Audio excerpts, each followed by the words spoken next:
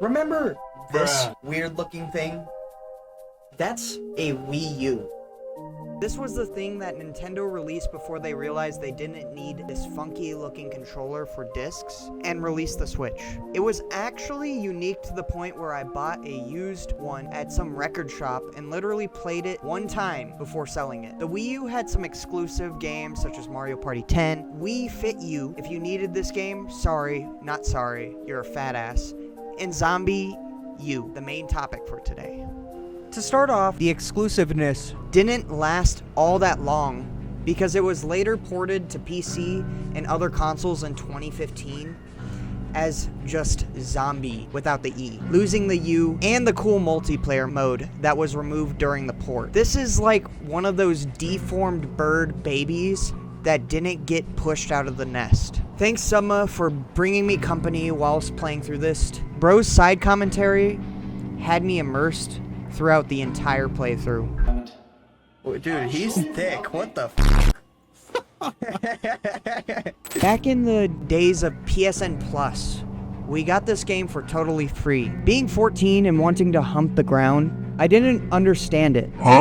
Now with the Steam Summer Sale, I picked this rough gem up for about $5. The best way I can describe this is if Dead Islands had sex with Dark Souls and had a baby born in a Ubisoft engine.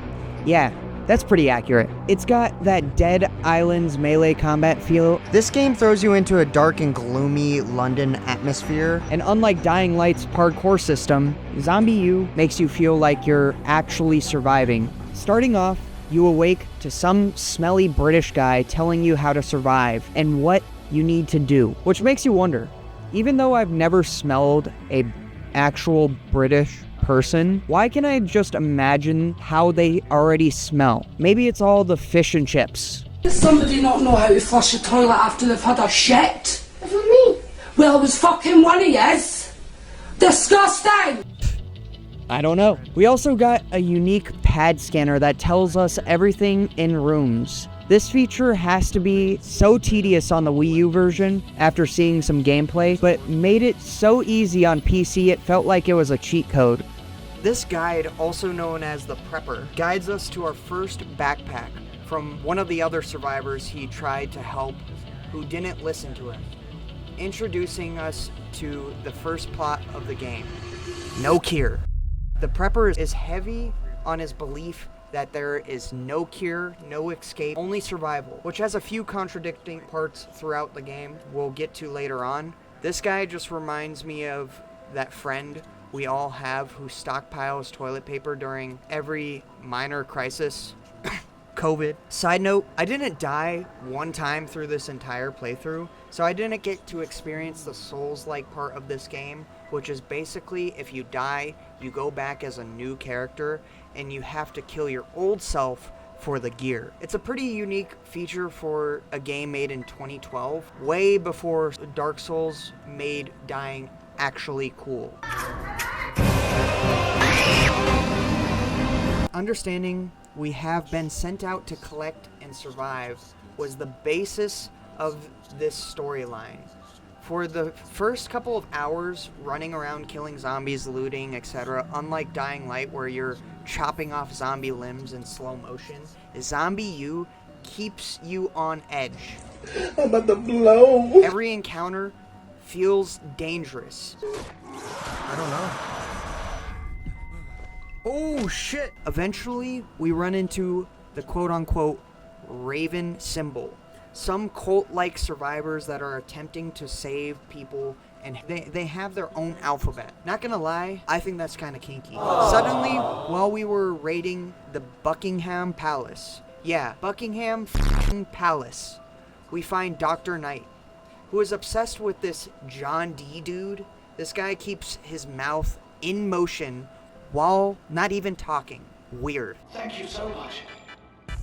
This guy is trying to get all of John's research and create a cure, sending us off on a journey of collecting shit. All of this is discovered without the knowledge of the Prepper, because apparently we're playing relationship drama simulator now. Bruh. Leaving Buckingham Palace, George Ward, our character's name at the time, is led to Sandra, some overly dramatic female character that attempts to get us out via helicopter. You thought it would be that easy?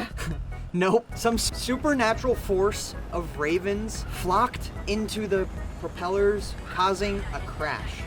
Because, of course they do. Sandra promises us another way out.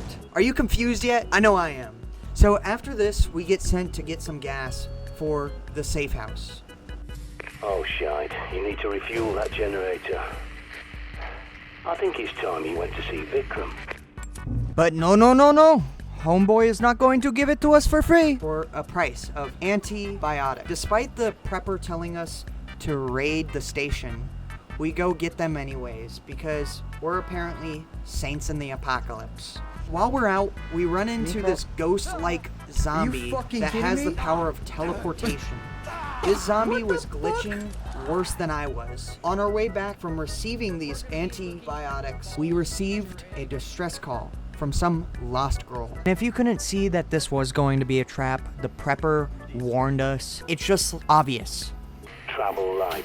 If it is a trap, you could lose everything. Then heading to the church, we are put in some Rome-like coliseum, fending off 3 waves of zombies. I almost died here. This felt more like Dying Light's arena challenges, but without the satisfaction of drop-kicking the zombies off the rooftop. This is more or less where I felt like the game became super predictable. And it did. What happened next, you can see from a mile away. While we are exploring, we collect all of John's research, and Dr. Knight contacts us over the radio, saying in quotes, I have good news. The panacea is almost finished. The bad news is, it's a vaccine, not a cure. Leading to the prepper finding out that this whole thing was going on, and he spazzes out. A doctor? That's what you've been going back for? Working with a bloody lab coat behind my back? How dare you? After all I've warned you about trusting scientists. They started this mess, mucking about with viruses, playing God. One big experiment in the petri dish of life. And what did that quack sell you? A couple of aspirin? There is no cure, no panacea. Do you really think some lab coat could create a cure? And meanwhile, the safe Respect is earned, buddy. We go through the palace only to discover that Dr. Knight has been turned into a zombie. Killing him, we use the Knight's Eye, bypass a retina scanner, and collect the flash drive. Then we run back to the Tower of London as the RAF is about to firebomb London, and Sandra tries to keep her promise to rescue the player. Did I make it out? I made it out!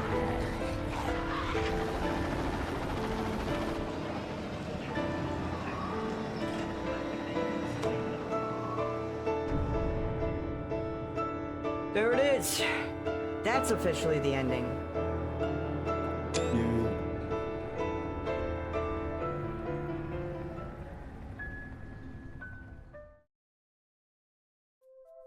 It's worth the money, but not worth the full price. The full price is about $20.